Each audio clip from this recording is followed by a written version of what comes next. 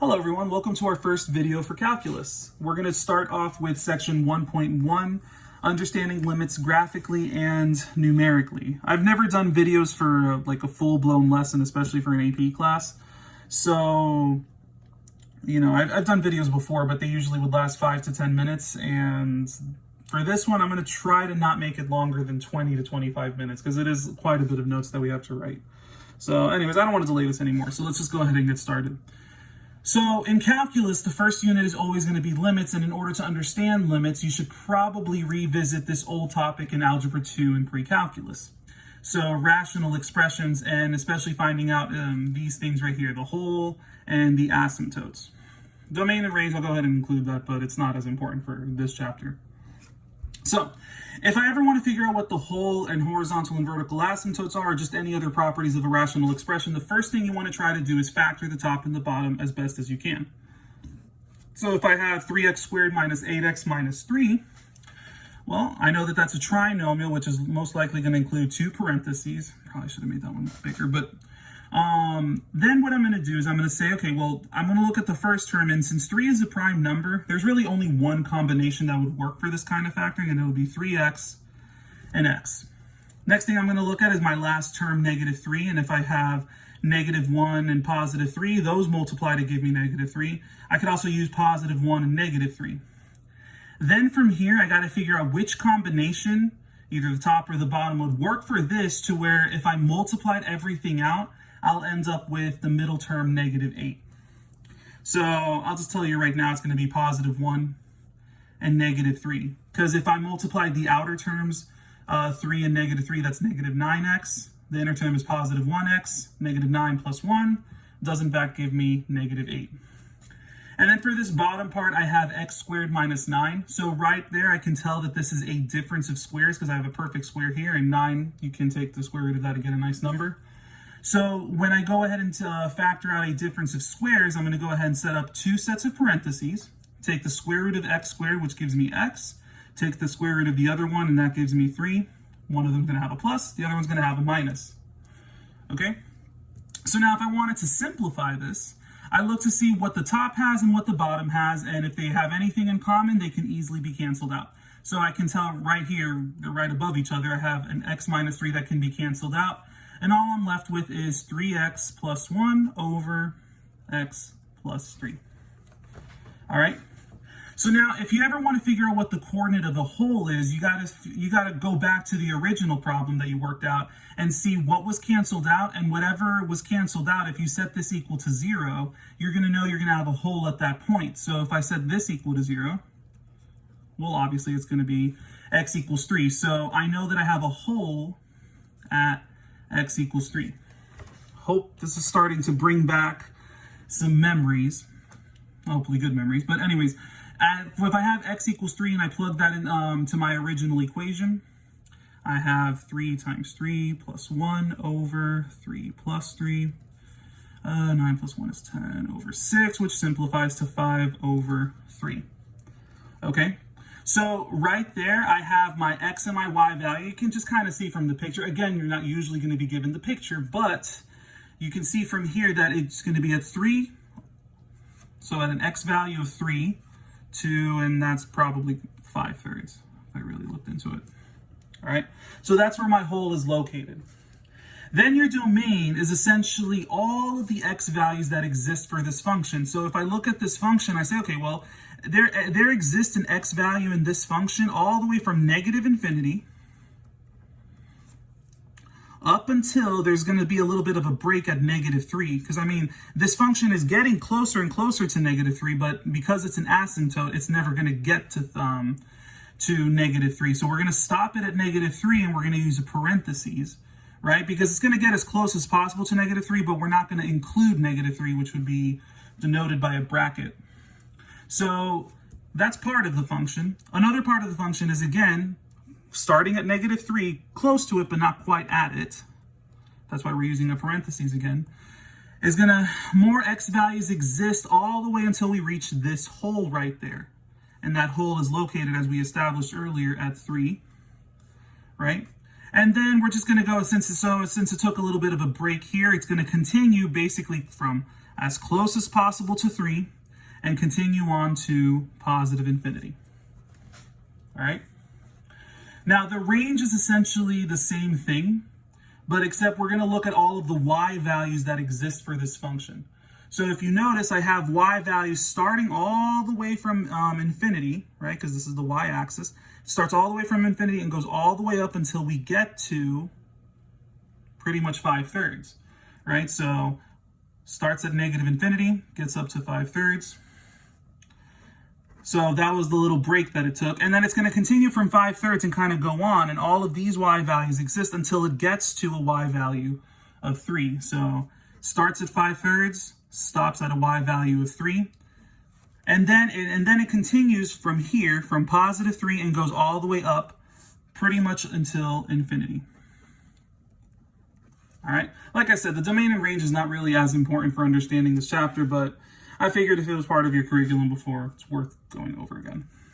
Now for the vertical asymptote. Essentially, a vertical asymptote, the best way of determining what the vertical asymptote is of a rational expression is you got to set the denominator equal to 0. Okay? So if I set the denominator equal to 0, I'm going to do x plus 3, sorry. Plus 3 is equal to 0. And I know that I have a vertical asymptote at x equals negative 3. All right? And then as far as the horizontal asymptote is concerned, I mean, there's a lot of ways of determining it, but for this particular problem, what you got to do, you got to look at the highest power on the top, which in this case is x to the first power, and the highest power on the bottom, which is x to the first power again. And if the powers are the same at the top and the bottom, you essentially have to look at the leading coefficients of those terms. And I have 3 on the top, 1 on the bottom, so that means that I have a horizontal asymptote at y equals 3/1 or 3. All right, so hopefully that was a pretty good refresher. How long did I take on that? 7 minutes about? All right, so, and I kind of ruined my space for my definition here. Oh, so now we got to get into what is a limit, all right? So a limit is essentially, and there's a lot of textbook definitions for this, but I'm just going to try to give you the most simple one that I could come up with. It's essentially a statement that tells you, so a statement that tells you what height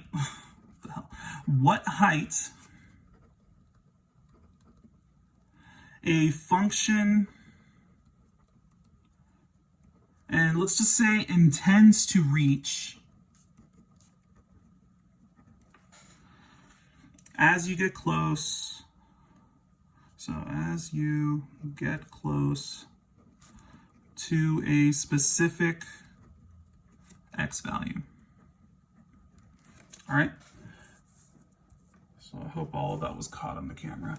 But anyway, so if we kind of look at this whole graph, for example, let's say I'm interested in the x value of 5. Okay. The way that would be written is what is the limit as x approaches 5, because this is my x value of 5. So if I kind of look at the function where 5 is located, right, I'm essentially saying what is the limit as it intends to reach 5, okay, well, where is it essentially going? So if I look at this graph, I know that if I go this graph and I get closer and closer to the x value of 5, either from this side or this side, really, right, I'm essentially getting close to the y value of 7. Okay? I'm going to let that sink in for a second. So as this graph gets closer and closer to the x value of 5 from this side and this side, right, what y value does it intend to reach? And as you can see, it intends to reach this point, and that's a y value of 7.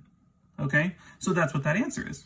Well, I should write better notation, but the limit of the function as x approaches 5 is equal to 7. Okay? So I'll be honest with you, if you understand that concept, you're going to understand the majority of this chapter. All right? Wasn't that hard, right?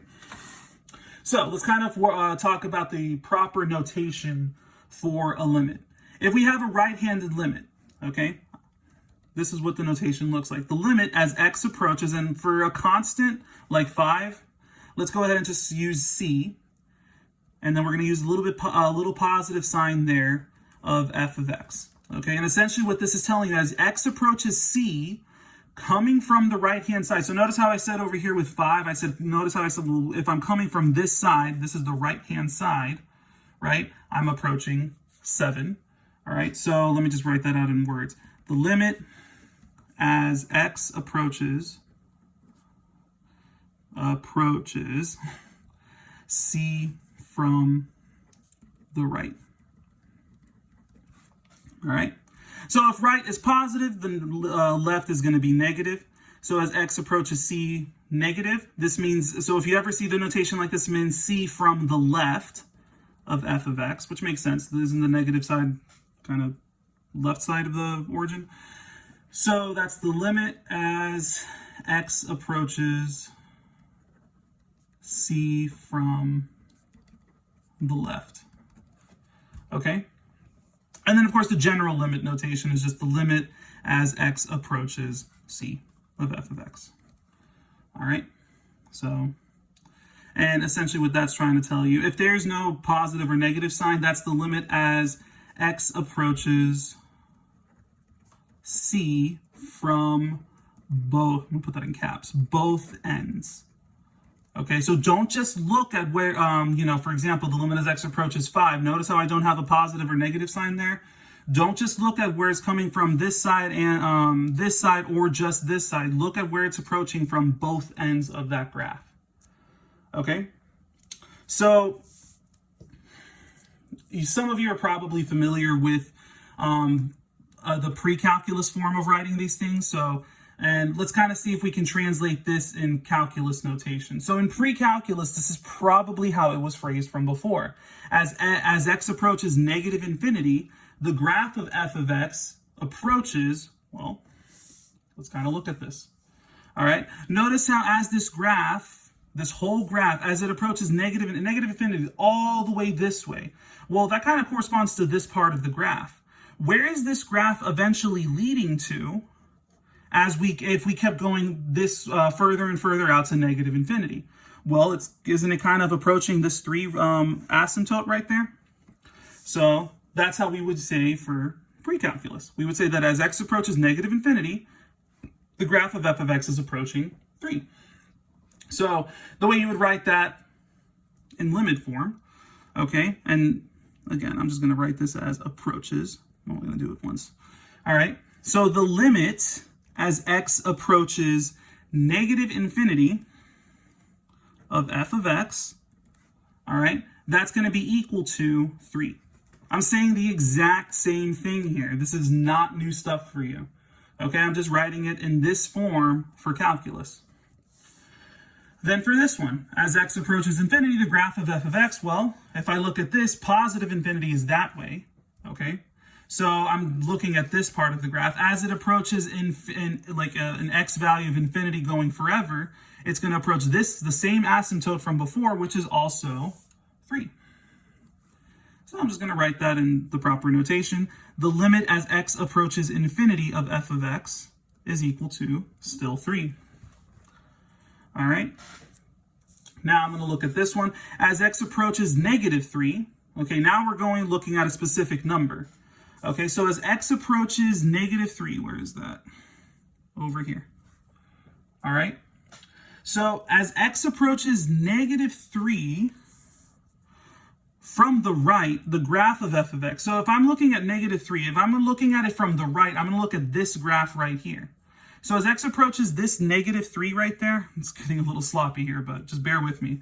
As it approaches negative 3 using this graph right now, coming from the right, as we get closer and closer to negative 3, notice how it's going pretty much infinitely down to the bottom. So it's essentially approaching negative infinity. So, using that proper notation, the limit as x approaches 3 coming from the right of f of x, it's approaching infinity, or it's equal to negative infinity. All right. So if I look over here, and I'm going to kind of rush through this because I still want to get through the rest of the notes, and we're already at 15 minutes. This is going to be great. All right, so as x approaches 3 from the left of the graph, so here's 3. As I approach it from the left of the graph, well, as I approach 3, this is the value that it stops at, and that's at the value we calculated earlier of 5 over 3. So that's what I'm going to put here, 5 over 3. So the limit as x approaches 3 from the left of f of x is equal to 5 over 3. Same thing over here. As x approaches negative 3 from the left, so here we're looking at negative 3, and as x approaches negative 3 from the left, it's actually going up to positive infinity. So using the proper notation, the limit as x approaches 3 from the left of f of x. So again, notice how and that's the interesting part, with this negative 3, it's going to go in different places depending on which direction I'm coming from. If I'm coming from the left, it's going up to positive infinity. But if I'm coming from the right, it's like starting from the right coming to negative 3, I'm going down to negative infinity. So that's what you get there. And as x approaches 3 from the right, the graph of f of x approaches, so as it approaches 3 from the right, it still goes to the same place, so 5 over 3. Right, so the limit as x approaches 3 from the right of f of x still gives me 5 over 3. All right, so going to the next page of the notes, if I can even find it.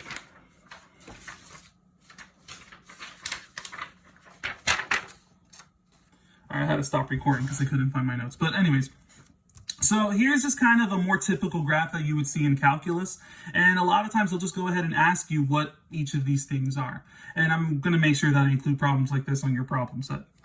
So, I mean, this would be something that I would engage people in class with, but since I'm doing a video, I'm just going to go ahead and answer all of these. So there's a difference between this style of problem and this style of problem. If they're saying what is f of 2, they just want to know what is the y value of the function at x equals 2. Right? So if you look over here at x, at an x equals 2, I mean, it's kind of located at two different locations, here at 1 and here at negative 1. Again, if you want to know what is the actual value of 2, you got to go with the closed circle. So this answer is negative 1. All right. So, and then if I want to know for part B, what is f of negative 1? Again, even though the graph kind of, lies in this area, the solid dot is at 4. So that's what the answer is right there. So now I'm just going to kind of look at this. So as x approaches 4 coming from the left, all right, so as x approaches 4 coming from the left side, it's getting at an x value of 3. As x approaches 2 from the right, so here's 2. As it coming from the right, well, again, it's going to land at positive 1. I don't know why I said again, but yeah. As x approaches 2 from the right, and again, 2 is kind of located at two different places. Even though there's a solid circle at negative 1, you have to remember the definition. The definition says, where does it intend to reach, right? The intention of the graph as it's getting close to positive 2, it's intending to get pretty much to 1. Even though the actual value is not there, that's where it intends to reach. You got to look at where the flow of the graph is going to, all right? So now I'm looking at 2 from the right, 2 from the left, sorry. So now if I look at where it's approaching from the left, it intends to reach a value of negative 1. It actually is negative 1 at that point. All right. And then if I look at the limit as x approaches negative 1 coming from the right, so it still intends to reach a y value of positive 2. As it approaches negative 1 from the left, it is still negative 2.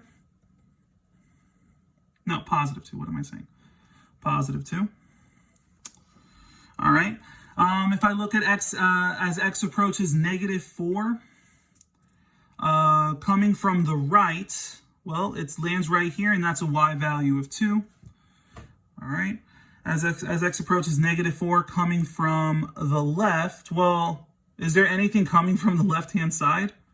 No. So if there's nothing over here, we can say that it does not exist. And I just say D and E for that. So the limit as x approaches -1. Okay, now we're looking at -1. And since there's no little symbol right here, it's telling me where is it approaching, coming from the left and coming from the right. So from the left, it approaches 2, and from the right, also approaches 2. So I think it's safe to say that it approaches 2, since the intention from both directions is at +2. All right. And if I look at as the limit as x approaches 2, well, now this one we got to kind of decide, don't we? We have the limit as x approaches from the left lands over here, and the limit as x approaches from 2 from the right lands over here. And then and we're going to get into a little bit more detail about this later, but here's the hint. Since it has to be 2 from both directions, if they land in different locations, we're going to also say it does not exist. The intention has to be in the same location from the left and from the right. So now if I look at x as x approaches 5, so as it approaches 5, coming from the left, it's kind of landing at 2, or -2. And since that's an arrow, we're just going to kind of assume that this goes on forever. As it comes from the right, it's still pretty much getting to -2. So that one works. As x approaches 0, well, here's the x value of 0. So when it approaches 0 here and 0 here, -1. And the limit as x approaches 1, right here, coming from the left and coming from the right, it gives us a value of -2. All right, so pretty straightforward, I would say. Okay, so there are 3 scenarios in where the limits do not exist, okay? Case number 1, and we kind of already saw this with part K. And case number 1 would be that if the limit coming from the right and the limit coming from the left are not in the same place, then the limit does not exist. So we would say that the limits differ on the left and right. Okay? Okay, so justify why the limit does not exist at x equals -1 for f of x's of this function right here. Well, here's the thing. If the reason, and again, this is the big word in AP Calculus. They're going to ask you to justify almost everything. So if I were to look at this function, well, how would I justify that this limit does not exist? How do I tell them in calculus language why this limit does not exist? And the way you would justify that is you would say, well, if I took the limit as x approaches -1, so it's approaching -1 from the left side of the function, right?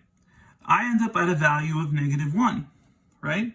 But if I took the limit as x approaches -1 coming from the right side of the function, well, I end up at +1, okay? And again, I'm going to start getting you guys acquainted with how the AP exam is going to expect you to justify these things. So this means therefore. I don't want to use up that space. So that means therefore. So if you ever see me use the 3 little dots, it's kind of mathematical language for therefore. So therefore, since the limit as x approaches -1 from the right of f of x does not equal the limit as x approaches -1 from the left of f of x, all right? So since that, then the limit as x approaches -1, right? Because again, -1 without the symbol means from the left and the right of f of x does not, I'll just write it out, does not exist, okay? So please pay attention to how I justified that, because this right there is, I mean, this is only kind of this would normally be a portion of a problem, but this is how you need to start getting used to justifying your answers. All right. Now, case number 2, you have oscillating behavior. Okay. Now, I know this is a little bit hard to see. So they're saying over here, justify why the limit does not exist at x equals 0 for f of x is equal to sine of 1 over x. All right.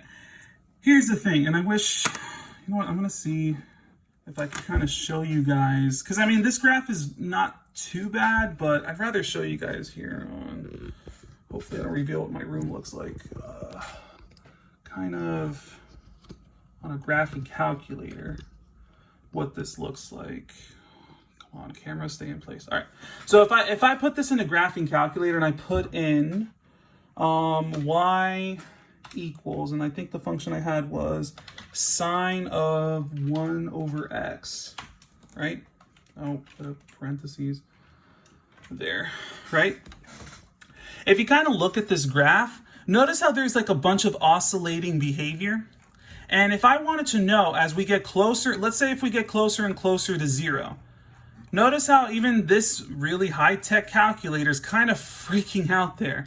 It's getting more and more solid. And as you notice, like the more and more, the closer and closer you get to like 0 or any value, or like basically the center, it's just kind of jumping from -1 to +1, -1 to -1 to +1, -1 to +1, -1 to +1. And really, when you get closer to 0, it can't make up its mind.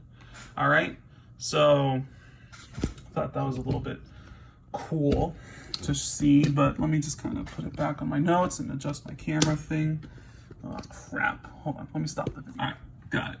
All right. So yeah, really, there's no like formal proof for this. I'm just going to go ahead and say it at every infinitesimal step, I hope I spelled this right. Infinitesimal step, the behavior, and let's just say the behavior changes, let's just say violently. Let's get a little bit poetic here. All right. So yeah, if we try to approach 0 for this limit, it's getting like at x equals 0, it just can't make up its mind whether it wants to be +1 or -1. So when in cases like this, we just go ahead and say that the limit does not exist. All right. So so over here it says justify why the limit does not exist at x equals 2 for f of x is equal to that. So this is a situation where we have an unbounded behavior. Okay, and really, if the limit is infinity, or negative infinity, I should say. Okay, so again, just to kind of use the same calculus language that we used up here, if I took the limit as x approaches 2, coming from the left-hand side of the function, I'm going to end up going to positive infinity. Over here, if I have the limit as x approaches 2 coming from the right, I'm also getting to positive infinity. All right, and here, based off of our logic from earlier, if they both approach the same location or the same place, coming from the left and the right, then we would say that the limit exists, except for the cases where it equals infinity. Okay, so here we would say that the limit as x approaches 2 of f of x, all right, is equal to positive infinity. So really, by definition, infinity is not a real number, right? What is infinity? Can you tell me? No, you can't. It's not a real number. So it's and really what it is, and I don't really have this in my old notes, but I'm just going to say it's essentially just, it's only the behavior of the function. All right? So whenever you have unbounded behavior, if you ever just have a limit that as you approach a certain x value, it gets to infinity or negative infinity, we're just going to say that the limit does not exist. Okay, so now let's get to the last page of the notes. Jesus, I can't find anything in this mess of a room. All right, is this it? Nope, that's the second page again. God damn it. All right, so going to the third page. Sometimes in calculus, you're going to see them ask limit-style questions in the form of a table, and they're going to want you to kind of this is just kind of a different way of seeing what the value approaches as you get closer and closer to a specific number, in this case 3. So if I'm coming from the left, as I get closer and closer and closer to 3, they want you to kind of they want you to see what's happening to the numbers if you were to plug these numbers into or what's happening to the function as you approach these x values in there. So really, there's no better way of doing that than with the calculator. Let's see if I can adjust this where you don't see a glare. So if I went ahead and I put this, increase that, if I put this function into my calculator, x minus 3, so parentheses, x minus 3, closing parentheses, divided by, open parentheses, x, oh my god, x squared. It's like I forgot how to use a calculator already. Minus 2x minus 15. All right, so you can kind of see, oh, well, I have the zoom screwed up. Let me put zoom. I'll go to zoom standard. All right, so if I kind of look at the graph here, right, we want to know what's going to happen as it approaches positive 3. So one thing you can do is you can go to second trace, and then above that, that's calc, and you can figure out what is the value of x at any value you want from this graph. So if I put in what is the value of x at 2.9, I get 0.1265. 0.1265. If I do the same thing for 2.99, I get 0.1251. And if I keep doing the same thing for every single value, 2.999, I get closer and closer to some value. And here's the thing: if I put in an x value of 3, well, you can kind of see it here. You can also go to the table. But if you see an x value of 3, you're going to get an error. Okay? In other words, it's undefined. All right? And just take my word for it. Just go ahead and plug these values into this, and you'll also get what you'll end up if you put in 3.001, you're going to get 0.1249. Here, you're going to get 0.1248. And here, you're going to get 0.1234. Okay? So, based on your analysis, what are the values of each of the limits below? So as you approach 3, as you're approaching 3 coming from the left of the function, what you're doing is you're getting closer and closer to essentially 0.125. Same thing over here. If I'm coming from the right side, I'm essentially approaching the same thing, 0.125. So even though I'm undefined at point 3, as long as I'm approaching the same location coming from the left and coming from the right, I think it's safe to say that the limit as x approaches 3 of the function is equal to 0.125. All right, so verbally, the limit, and this is really, and this is pretty much tying into the limit existence theorem. So the limit as x approaches c of the function does exist if and only if the limit of the function coming from the left is equal to the limit of the function coming from the right, and it approaches the same number. All right, where L is a real number, not infinity. So pretty much just repeated that here. So in even easier terms, I don't want the video to be longer, but I guess if I have it in the notes, we have to fill it out. So for the general limit to exist, the function must approach the same y value, must approach the same y value from the left hand side and right hand side. I mean, you really heard me repeat this a million times already. I hope that's this, if there's anything you get from this lesson, that it's this. However, the function may or may not be defined there. All right, so in this case, you notice that it was undefined at 3, but you still had a limit that existed for that function. All right, so this is the last thing for the notes. I know I'm definitely over, probably even 30 minutes, but hopefully I get faster with the other videos. Just bear with me. I'm not a fan of this whole online COVID e-learning situation, but anyway, so and sometimes they'll ask you a problem where they give you some things about a graph or some properties about a graph, and you have to sketch a graph to satisfy these sets of conditions. okay? So I'm just going to look at this and I'm going to say, all right, so if I were to just kind of have a graph, x and y, and here's the thing. So all of you are going to have completely different answers. Well, I mean, not all of you, but like most of you are going to have different answers for these. As long as the three conditions are like apply to that, then you're good to go. All right. So here they're saying that f of a is undefined. So at an x value of a, you're going to have something that's undefined right there. Okay. So I'm just going to go ahead and assume that they mean that there's going to be a hole at x equals a. All right. So, that's pretty much what this means. X equals a is a point of discontinuity. So what this means is that it is a hole.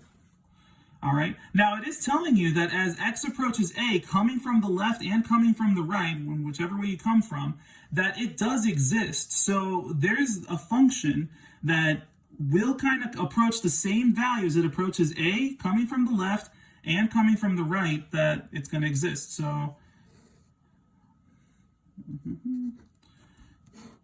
how about something like that, right? You could have, I mean, there's a lot of ways that you could have done this. Maybe someone else would have answered it like this, right? Maybe someone would answer it maybe like this. Who cares, right? All right. So just so long as it's still a function. In fact, I don't even think this is with the vertical line test. But anyways, so there's a million ways that you can answer this problem. Just so long as these three conditions are all correct, you'll get that right on the quiz or test. Who knows where I'll put a question like this. All right. So now for this one. This one is saying the limit as x approaches a of f of x does not exist. Okay, and then it also says that at x equals a, there is a jump discontinuity. Now I'm going to get into what these terms actually mean in another video, but a jump discontinuity essentially means that, I'm trying to pull up that other problem, wherever it is. Here we go. Like a jump discontinuity means that like it's continuous up until here, but then from here it's gonna you essentially have to lift your pencil and jump to another part of the paper to continue the function. So it's discontinuous because of a jump. So and we also know that f of a is undefined. All right. So if we have a jump discontinuity, it's going to jump from this point to that point, and maybe just one go off this way and one go off that way, right? Which satisfies these two conditions. The limit does not exist because from the left and the right it does not approach the same place, and there's a jump discontinuity. Now here's the thing. They are saying that f of a is defined. So if it's defined, then that means that one of these two holes is going to have to be filled in. So I'll just use that one instead. All right. So anyways, hopefully this was hopefully this was pretty easy to follow. I'm going to see if I can hold some Zoom meetings if you have any questions about the notes. But that's pretty much a pretty basic introduction to limits. We're going to get into a lot more details, and it will get a little bit more difficult as we go along. But if you understood all of these notes for now, then you're off to a pretty good start. So I'm sorry for making this video pretty long, but I mean, you know, if I did these notes in the class period, it would probably take me 2 class periods. So that's probably close to an hour and a half. But I don't know. Let me know if you have any questions, and you can go ahead and get started on the problem set for 1.1. Take care.